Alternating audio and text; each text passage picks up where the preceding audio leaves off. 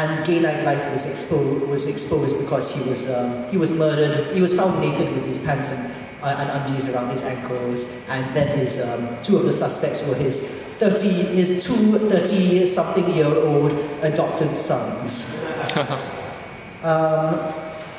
Yeah, but by the 50s and 60s, there was actually clearly also a gay nightlife which had emerged, and so, in fact, yeah, from what I understand, I've heard from the Filipinos, it was there that gay activism really started. They were the first ASEAN nation to start having gay activism back in the 60s. In Indonesia, the gay and lesbian started clearly being used by the 60s and 70s. But yeah, and by the 80s, next slide. We've got, we've actually got it going into the mainstream in weirdly positive ways. This was a huge event, huge story in Indonesia. It was this gay, a lesbian wedding, and reported in a mainstream newspaper, and it just shows it shows how our culture is different. The fact that people weren't reporting about this in a scandalized way; they were just treating it as a big human interest story, and people were going, "Oh, these sweet lesbians." I mean, one of the biggest contentions was that Josie, the more butch one, she doesn't have a job yet. How's she gonna provide? Yeah, but I mean, people called it the first lesbian wedding in Indonesia. Actually, that's not true. There were anthropologists who said, we found these. Yeah, why are these women trying to get tribal approval for their union? This was happening even in the early 20th century, and but this was talked about in mainstream newspapers, and there was there was discussion. There was the growth of gay cultures. The growth of first Indonesian gay group was Lambda Indonesia in 1982. I'm not sure about the different other countries yet, but first gay pride in Asia, Manila. They walked down Edsa Avenue in 1994, and those of you who know Filipino history, that's the same place where people power was happening with Cory Aquino defected, conquering the Marcoses. And some people say they were able to get a lot of this from the fact that they were an American colony for a while until they had a lot of American culture.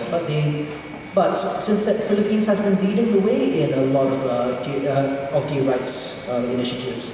So at this point, as we come into the present, we realize that as we've got a big tide of gay rights happening all over ASEAN, we wonder where have we gone? Where are we? We've got a rise of gay media culture. Okay, next slide. In films and songs and nightlife. A lot of you guys will recognize these films.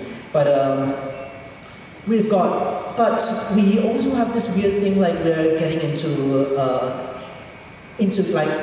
Mac gay world. Where it seems like there's a globalized gay identity that's coming about.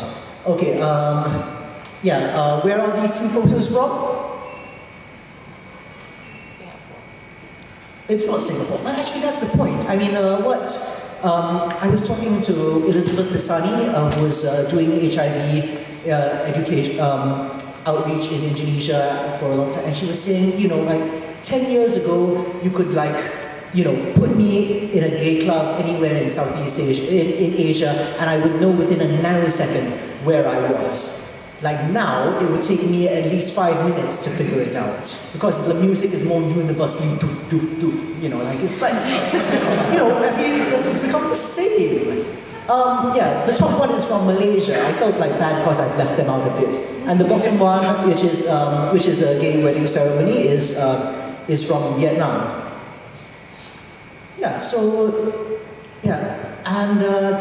And yet with this, and so you start to wonder: are we losing a lot of our own culture as we move towards this all we want is nightlife and marriage? Because. Is that really who we are?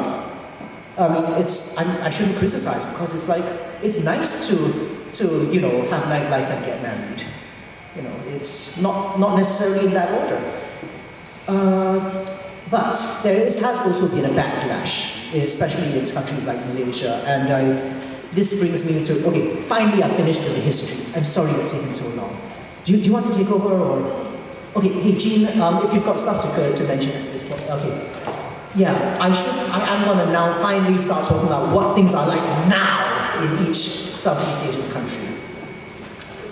Okay, which is like what I mean, how is Southeast Asia? And I've given this very specific map because, well, we talk about mainland and island Southeast Asia sometimes when we're talking about cultures.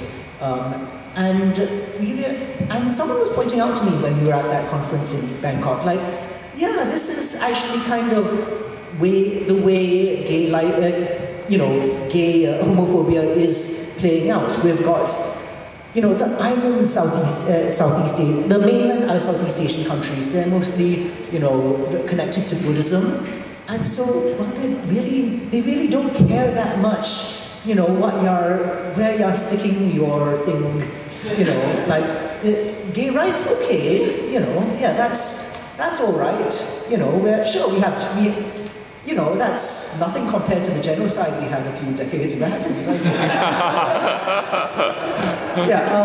Whereas in island Southeast Asia, we ended up with monotheism. We ended up with Christianity and Islam, and so that we've ended up seeing much more homophobia in those areas. Of course, you could divide this map up in different ways. For example, the countries which have anti-sodomy laws are mostly, surprise, surprise, the ex-British colonies. Okay, let's look at a few of ex-British colonies. Namely us. And Malaysia. Okay, and you see, I'm linking us together because it's surprising how much that we share in common. You see, of course. We in Singapore, we're also experiencing some Christian backlash.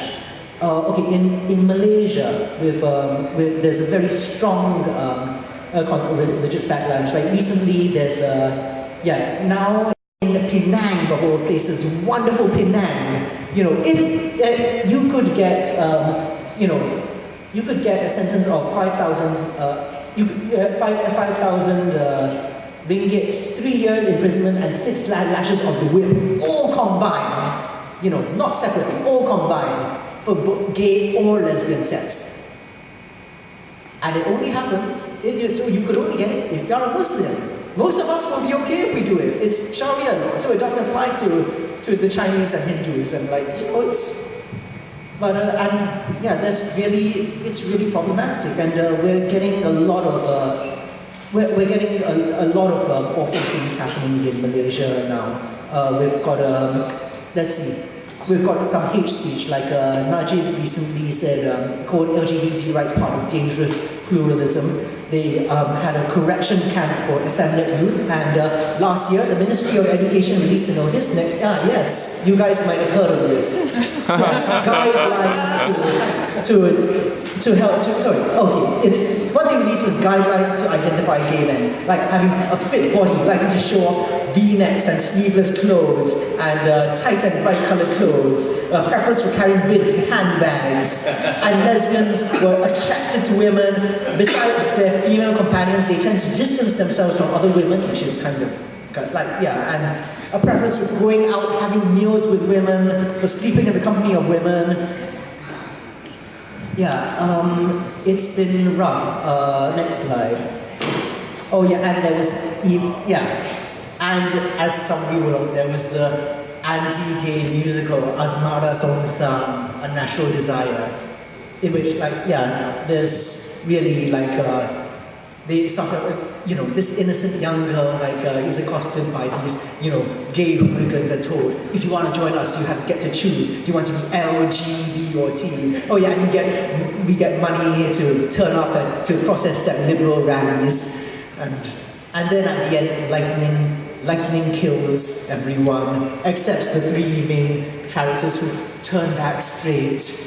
And then everyone sings One Malaysia. I actually seriously want Wild Rice to do a version of this. It would be, can you not remember, but, okay. I didn't mention what's happening in Brunei very much, but it's also really not good. There are some gay clubs, but we found out that, but they haven't even been able, they can't even send a gay rights representative. Recently they did a survey, from the university recently did a survey, and so the guy who did the survey, the professor, is seen as the head, as the gay activist guy, but he's too, he is too worried about his own safety to come, to travel abroad and be the face of gay rights in Brunei. Okay. Oh yes, and we've got a little hi from, Osthilaga. I told her to say indignation, and if I press the shutter to it. Press play.